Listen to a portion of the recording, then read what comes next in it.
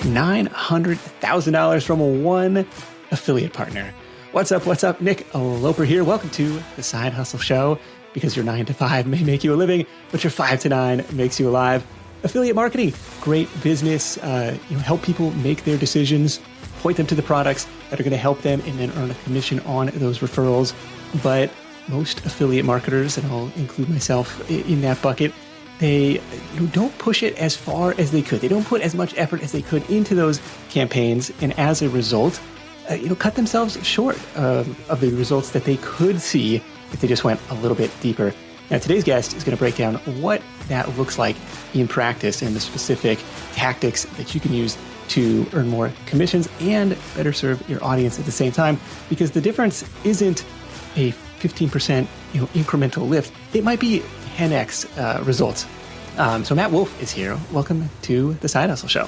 Yeah, thanks for having me. I'm really excited to dig in on this stuff. Likewise. So Matt is a longtime friend. I'm a little bit embarrassed. It's taken almost 10 years to get him on the show. But when I saw his post on kind of advanced affiliate marketing, I knew it would be the framework for a really interesting conversation. So mattwolfe.com is where you can find him. futuretools.io is where you can find him online, looking at all the cool new AI tools over there. So closing in on $1 million from this one affiliate product, and we're going to go look at through the lens of your Thrivecart promotion efforts. So this is essentially like online shopping cart software, yes? Right. Yep. Shopping cart and affiliate management platform, I'd call it. So what made you decide, yes, I am going all in on this, or was it all in from the beginning? You started to see a little bit of traction with your audience and say people are really digging this.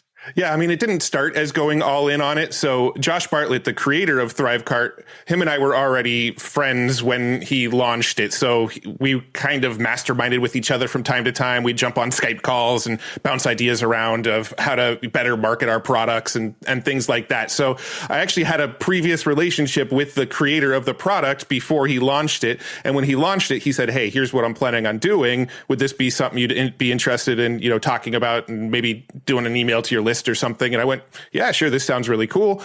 And that was kind of the introduction to it. Was I mailed my list to it. And right in the beginning, it already was sort of a hit.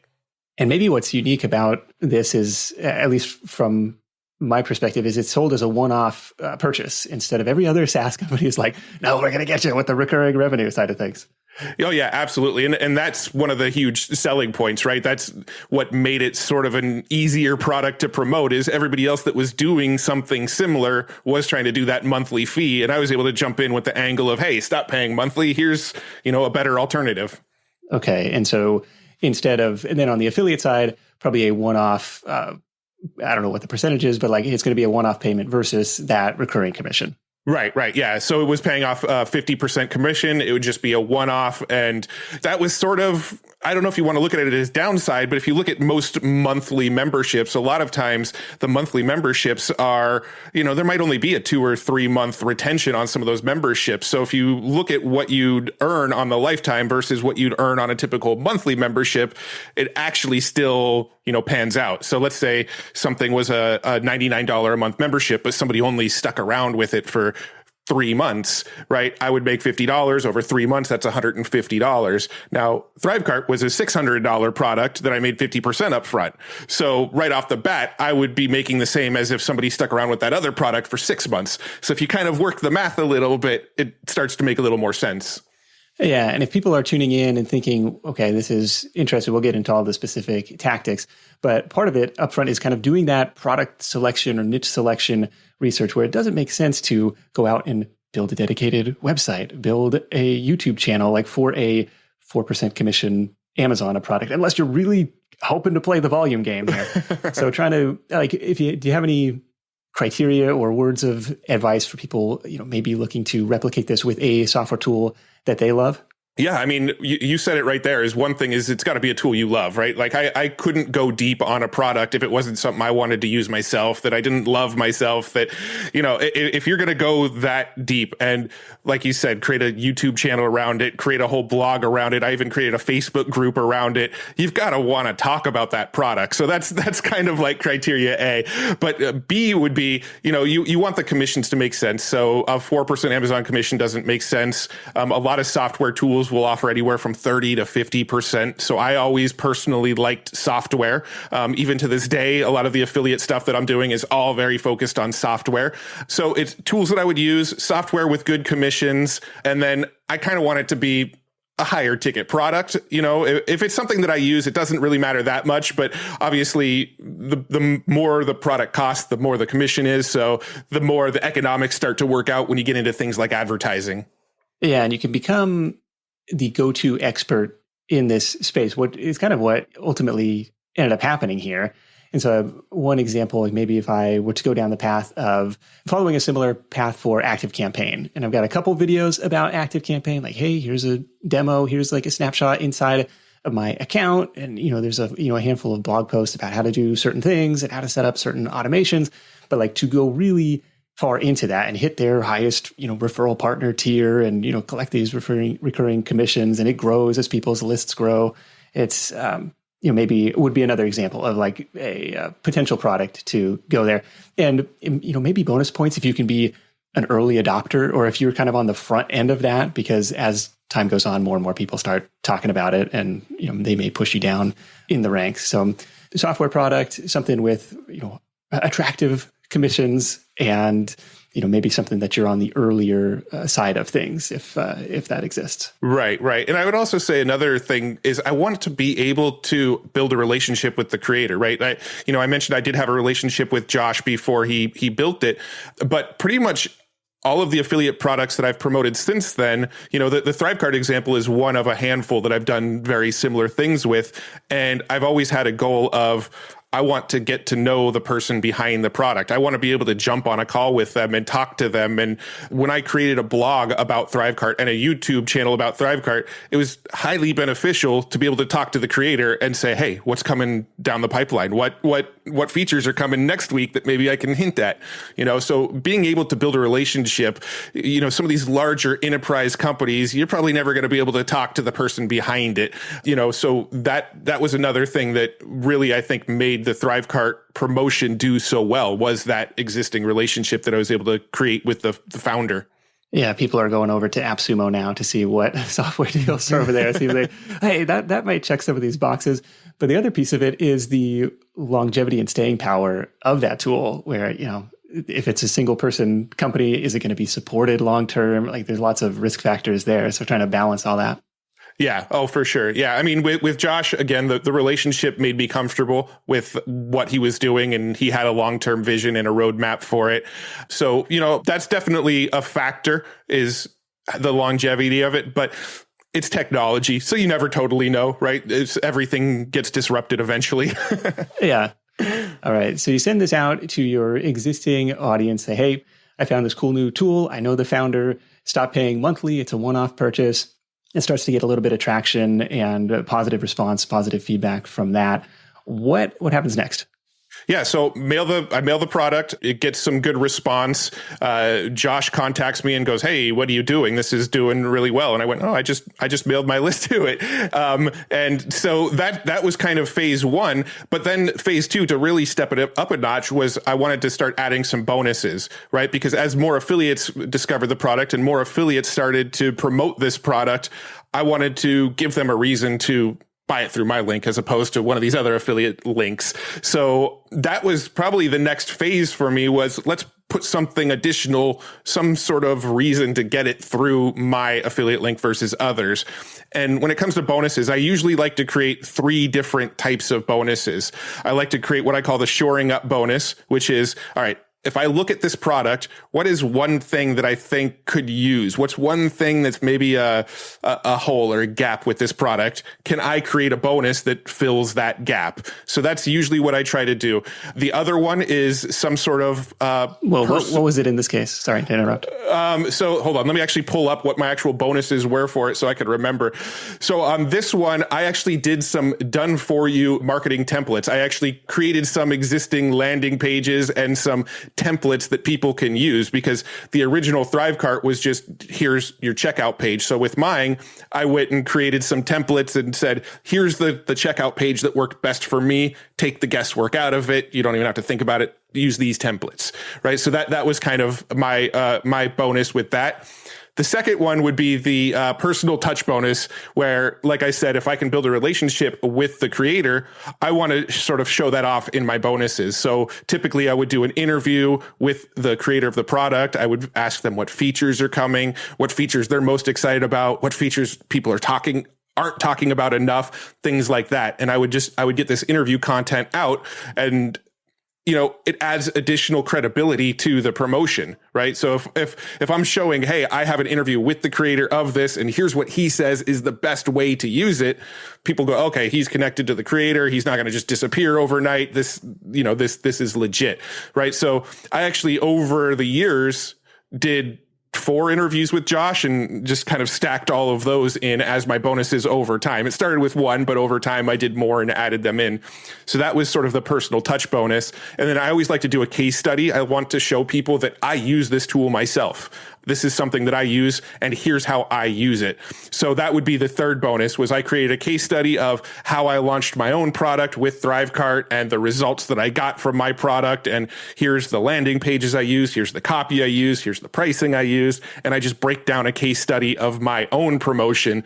And I've tried to replicate that sort of 3 bonus model for pretty much every affiliate product I've gone deep on since then.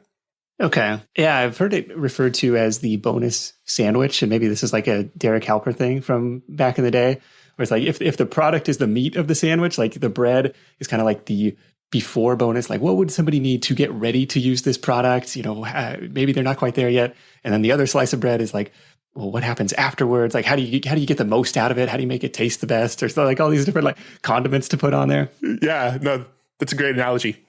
So I like that opportunity, and try to do the same thing with a handful of products. Like, hey, I'll send you my productivity journal. Hey, I'll give you access to this, companion course that I have, like stuff like that. Just trying to, again, if lots of people are promoting the same thing, hey, give people a reason to buy it through my link instead, and like have a value add there. Because it's like, once it's created, there's no incremental cost to you. Exactly.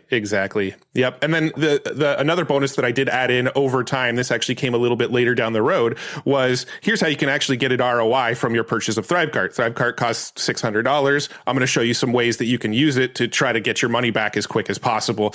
And that's just another bonus to sort of ease the pain of the purchase as well. Okay. Cool. What happens after that? So people react well to these things. Have you gone to the point of building out the blog, the YouTube channel at this point yet? Or is this kind of still for your existing audience? This was still for the existing audience. I think the next phase after that was we built a Facebook group. So I went and created a Facebook group called Thrivecart Power Users. And the idea there was I wanted to get a group of people that were using Thrivecart already, but also people that were exploring Thrivecart. I wanted to give access to people that were still in that pre-purchase mode of, is this for me? Is this something that I want? So Thrivecart Power Users was sort of designed to get both of those groups in there. And I kind of stole that idea from a guy named Jason Henderson, who was doing something very similar with Active Campaign, actually. Oh, okay. He actually had a Facebook group around Active Campaign users. I can't remember the name of the group at this point, but I saw him doing that and went, ooh, that's really smart. I think I could do that with Thrivecart. And so I created a Facebook group around Thrivecart and started inviting people that I knew were already using Thrivecart into the group, and then also going and mailing my list saying, hey, if Thrivecart is something you're thinking about getting into but don't know, come check out this group. This is people all talking about Thrivecart and what their thoughts are and showing you use cases. So now I had a community of people who loved Thrivecart talking about why they loved it. And then, of course, in the, the banner at the top of the Facebook group, it said interested in getting Thrivecart. And then it had, getthrivecart.com/power users or something like that to go and get it through the link that I had. Yeah. And so not only you're inviting your own people, but if people are searching Thrivecart on Facebook, a top 5 search engine, they're likely maybe they're looking for reviews, maybe they're looking for just information about the company, people's experience. Oh, they find the group too, they request to join, and good things happen from that. Another entry point into the sales funnel here. Exactly. And then what I was actually doing for a little bit, but it started to get overwhelming, was I was actually following up with people as I saw them join the group. So Facebook had a feature where you can ask questions as people are joining the group before letting them into the group. So I would ask the question, do you already own Thrivecart? Yes or no? And then if they said no, what I would do is I would actually hit them up in a DM on Facebook and say, hey, do you have any questions about Thrivecart? And I was almost like becoming a pre-sales support person for Thrivecart a little bit to find out why they haven't purchased yet. And then if I can help them make the decision, then I would. And then, of course, I would use my affiliate link, and they, very transparent about it, but they were always happy to use my affiliate link if I helped them make a decision. Right. Yeah. Really going, for the commission that you're earning, saying, hey, it's worthwhile to put this extra effort into making the sale. Yep, absolutely. More with Matt in just a moment. But first, I want to share a tool that can save you time, money, and headache in your business. And that's our sponsor, FreshBooks. Let this be the year you put an end to the shoebox of receipts or the Excel spreadsheet methods of bookkeeping. It's a new year, and it's time to get your business finances on solid ground. That's where FreshBooks comes in. It's the easy-to-use invoicing and accounting software that makes it simple to create great-looking, professional, branded invoices and get paid fast. Plus, you'll be able to take advantage of their proposals tool, expense and time tracking, automated payments, and reports that give you a real-time snapshot of the health of your business. And how about some safety in numbers? Over 30 million people have used FreshBooks, and 94% of FreshBooks users say it's super easy to get up and running.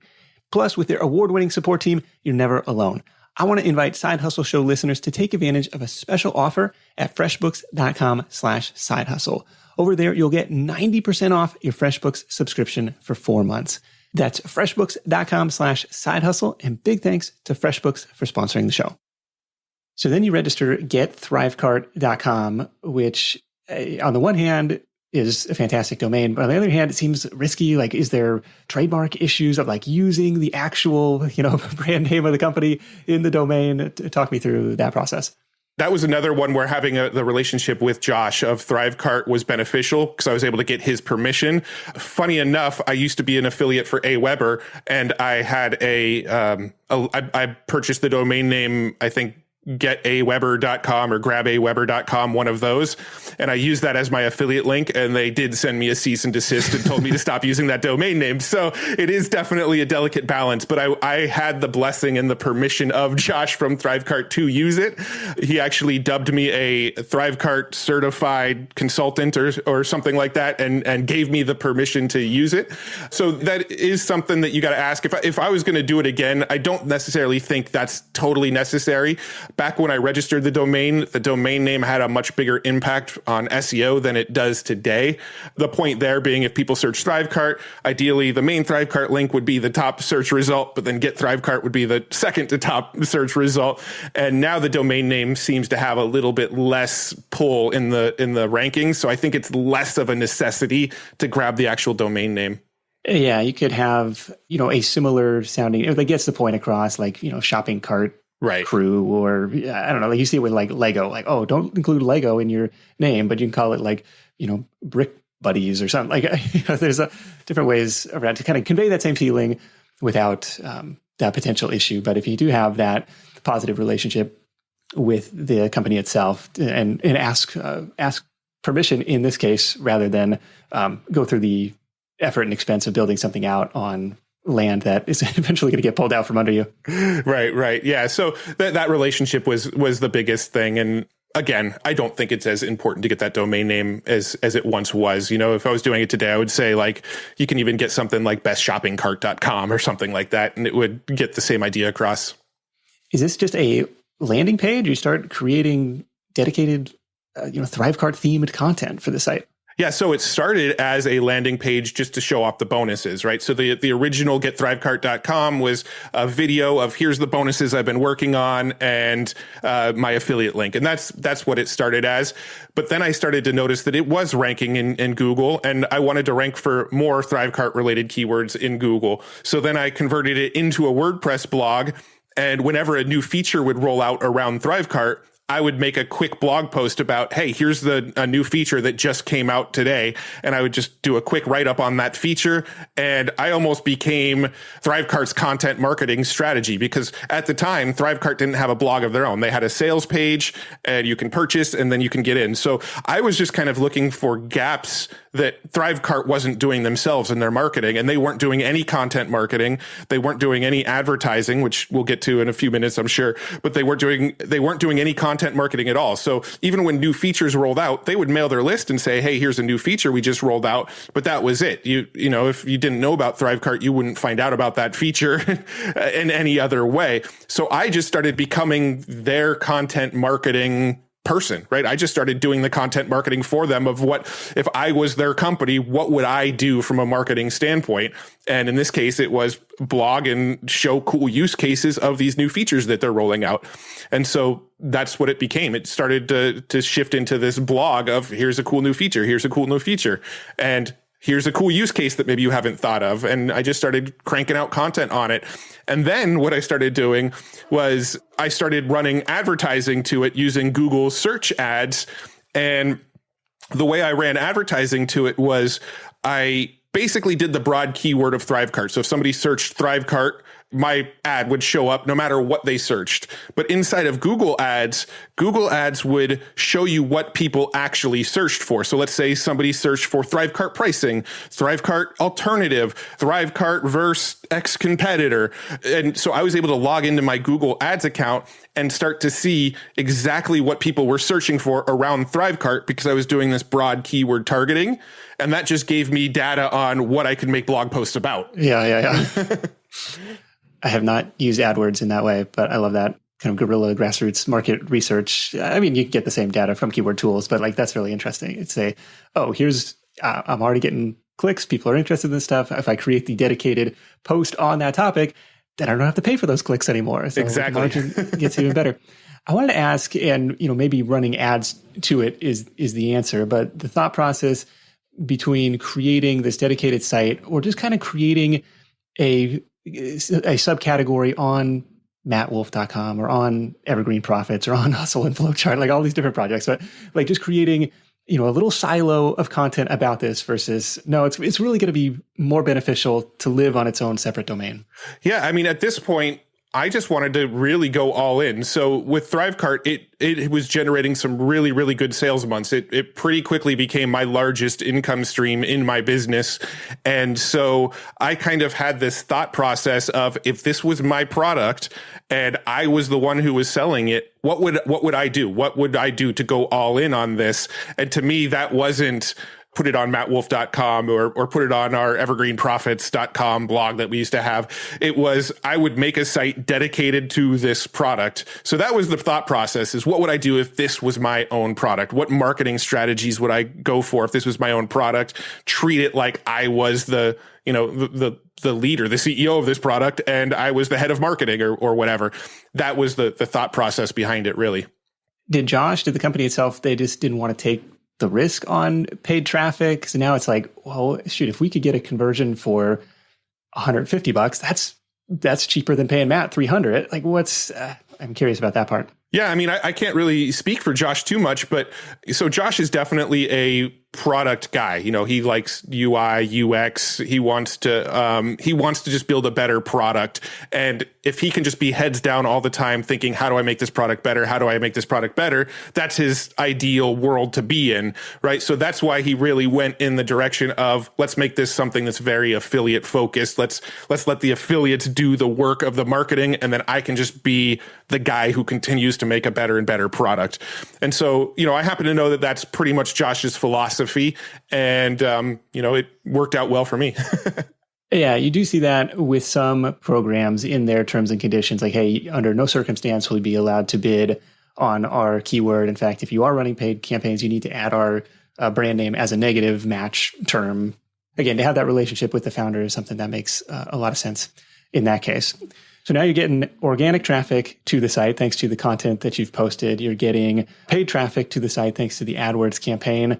And what happens? Like, somebody converts right away. Obviously, that's best case scenario. They claim all their bonuses. Do you have an automated way to deliver those, by the way? Or is that kind of like, hey, message me after the fact and I'll send you the file or whatever? Yeah. So in the beginning, it was manual. I did have hey, email me at this email address and I'll send you the file.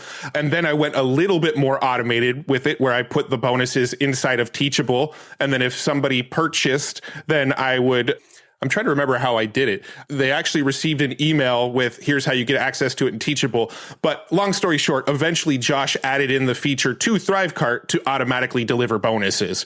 So, you know, several years ago, he added in the feature where if somebody bought through your affiliate link, in the receipt email, it would also link them to where they can access your bonuses. So in that affiliate backend, I was able to add a link to my bonuses. And then if they bought through my affiliate link, they would get delivery of them. So that's how it's been set up for the last several years, but it was very, very manual in the beginning. Yeah, depending on the product, you don't always get that conversion information to be able to pass along. And so it's a lot of like, well, forward me your confirmation receipt or something, and then I'll send this, or my assistant will send this over to you. And if there's a way to automate that, I think that's really cool. Okay. And then on the page itself, you're treating it like a standalone website. So it's got complete, like, with the email opt-in offer. I know what was the lead magnet that you had there? Yeah, so in the beginning, it was the perfect landing page is what I called it. And it was basically just a PDF where I took a screenshot of a landing page that was converting well for me. And then I kind of drew arrows on it and said, I put this here for these reasons, and I put this here for this reason. And it was sort of an explanation of why this landing page was sort of the most ideal optimized landing page. And that was the bonus that I ran, or not the bonus, the lead magnet on the website that I ran with for several years. And only recently I changed it to one that I call Online Business in a Day, which was so Josh added in a feature where you can actually build your entire membership site inside of Thrivecart as well. So now you can actually have, almost like a Teachable style members area inside of Thrivecart. And when he did that, I made a bonus called Online Business in a Day, which shows you how to build a course and host it on Thrivecart and sell it through Thrivecart. And that's the lead magnet that I've been running with for probably the last year and a half or so. Okay. Shoot, I got to take another look at it because I'm paying Teachable every month. It's like, what's the alternative? Yeah. Cool. And so somebody, they download the lead magnet, and now you have email that you can do remarketing to, or you can follow up and say, like, did you buy yet? Are you a customer yet? And kind of like split, decision tree. They get this content. If they're already a customer, they get this content. If they're not a customer, what was that follow-up sequence like? Yeah, so I was using ActiveCampaign, where you can do some of that tagging, right? Where if they are a customer, they get this sequence. If they're not a customer, they get this sequence. But the problem was I didn't always know if people were a customer, right? So it wasn't 100% foolproof, because I wasn't, getting all the data back if they were a customer or not until later on that some of those features did get added into Thrivecart. But what would happen was they'd get on the email sequence, and because I had this blog where I was talking about all the cool features and all the cool use cases, I pretty much had 30, 40 different concepts that I can email about because I had all this content on the blog. So I had, case studies on the blog. I had interesting use cases of Thrivecart that most people didn't think of on the blog. I had, comparisons of Thrivecart versus, other competitor tools on the blog. And so now when people got on the email list, I wasn't just kind of hitting them hard with, hey, you haven't bought Thrivecart yet? Here's the link. You haven't bought Thrivecart yet? No, I wasn't doing that. What I was doing was I was trying to become a valuable resource resource to them around Thrivecart and sort of pre-sell them a little bit. Hey, if you're still on the fence, here's something that I bet you didn't know it can do. Here's a cool feature. Here's a case study of something that worked well for somebody else on Thrivecart. Go check out this blog post. So I was linking them back to the content on the blog. And of course, every blog post had my affiliate link in it, but the content was sort of doing the selling. The email was just driving them to the content. Gotcha. What was the cadence of how frequently those went out after somebody signed up?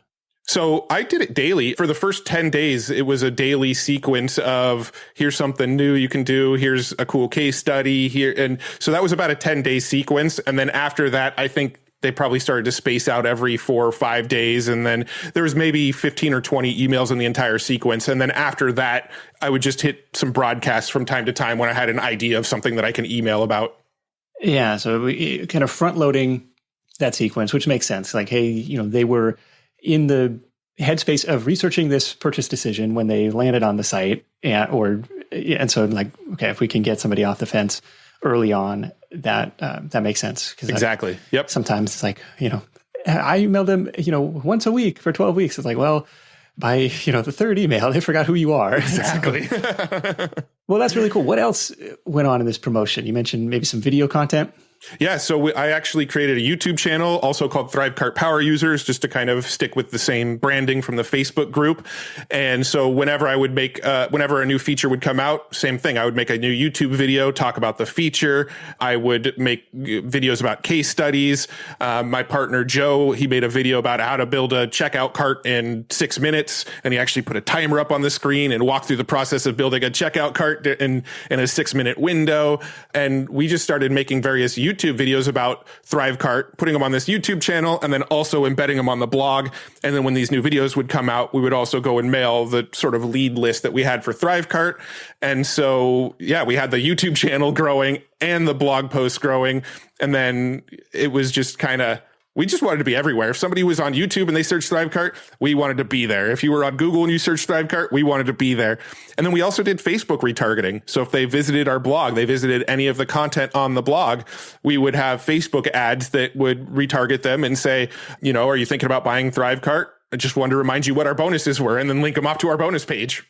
Yeah, I think an important note here is I'm at the Thrivecart Power Users YouTube channel. Only 1,000 subscribers to this channel. It's not a huge, it's not a YouTube celebrity influencer channel by any means. The most popular video has 11,000 views. But if one viewer who happens to click the thing is worth $300, like it doesn't take that many views to make this worthwhile.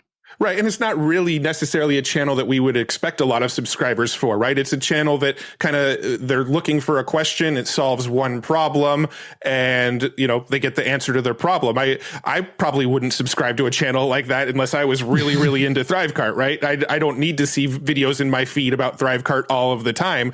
But if I was searching for a problem related to Thrivecart, or if I wanted to know if Thrivecart had a feature, I would search it, find our channel for it, and, get the solution to my question, but not necessarily want to subscribe to it. So it's not so super unexpected to, have a smaller subscribe to channel, but still have a higher view count on the videos.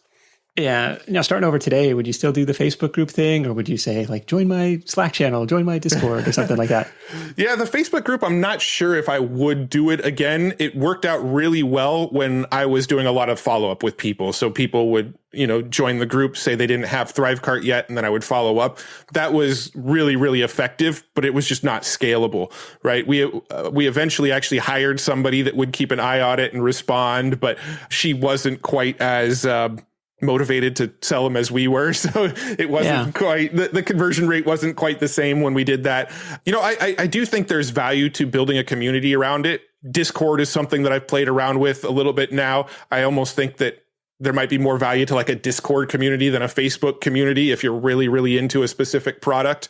But it's hard to say because I'm not a big Facebook guy. I went 2 years without ever getting on Facebook, and just in the last month started using Facebook a little bit more again because I wanted to tell people about my Future Tools site that I've been building. And so I'm not a big Facebook user. So I tend to live in my own bubble about what's working right now and what's not based on what I'm seeing. And a lot of where I've been spending more time lately has been Discord. So if I was to do it again, I would probably build a Discord community and drive people over there and have communication there. Right. The tools are going to change over time, but the broader strategies kind of remain the same. Like a gathering place for users of this tool or prospective users of this tool.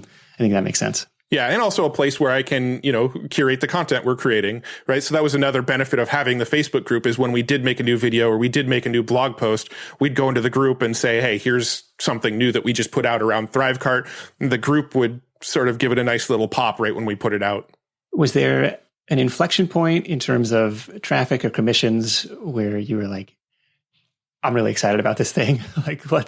I'm curious if it was just kind of, slow and steady linear growth, or was there a moment where it popped?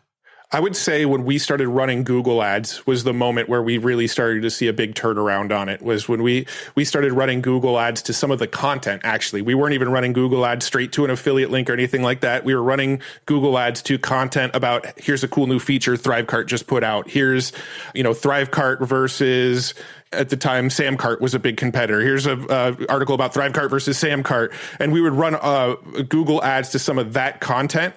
And that was when we really, really started to see things pick up some momentum, because now we started to get data on what content people were searching for so that we can create more blog posts about it, more YouTube videos about it.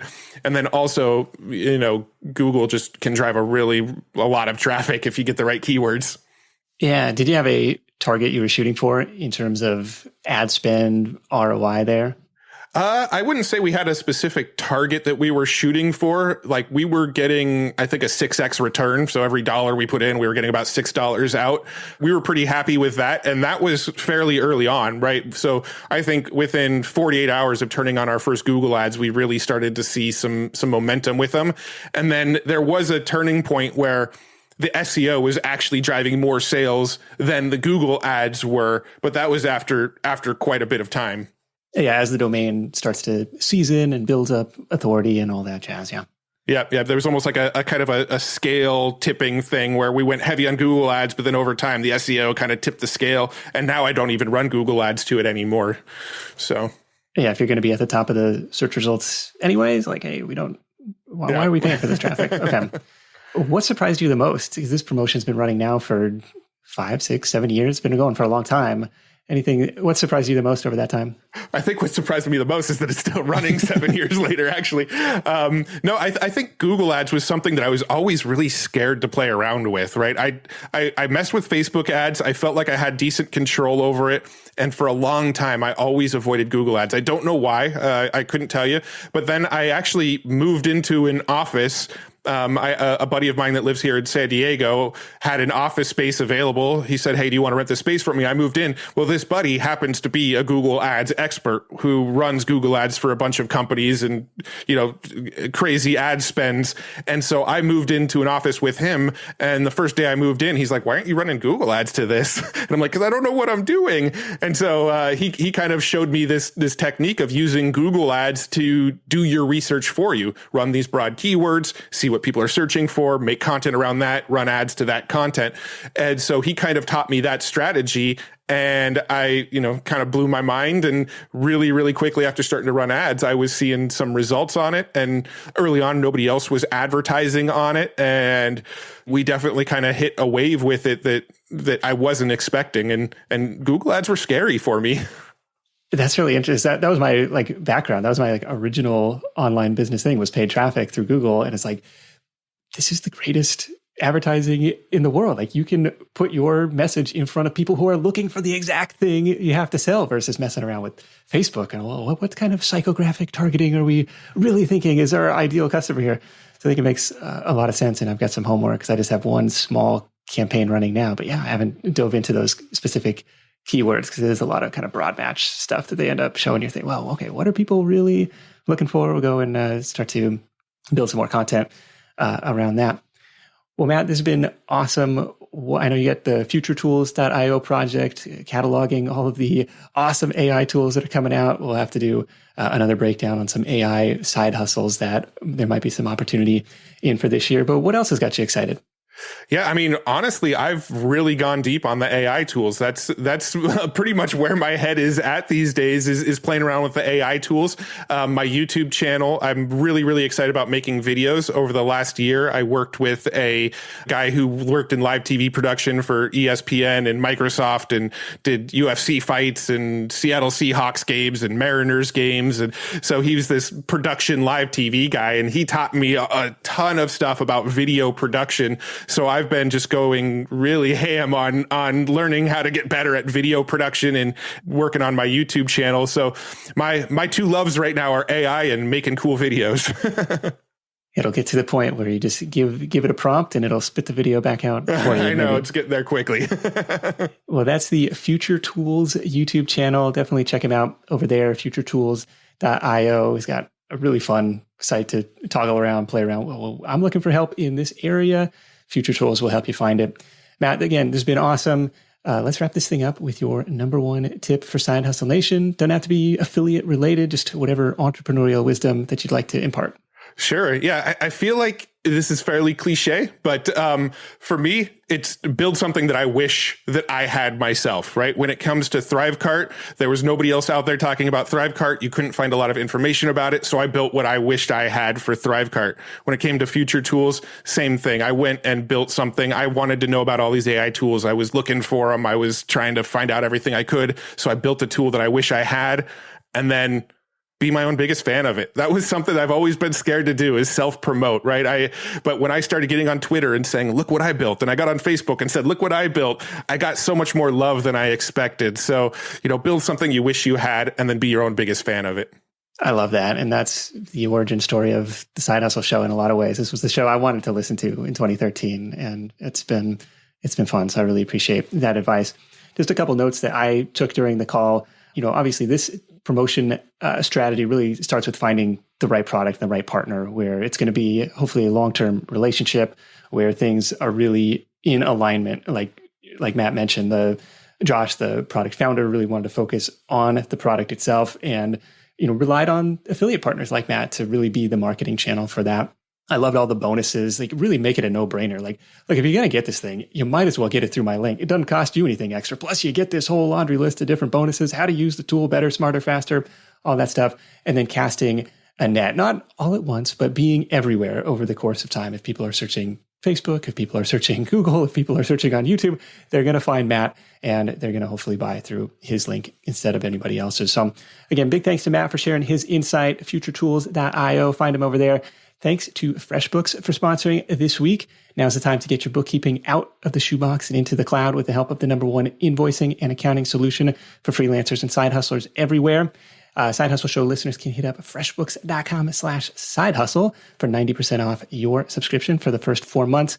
That is it for me. Thank you so much for tuning in. Until next time, let's go out there and make something happen, and I'll catch you in the next edition of the Side Hustle Show. Hustle on.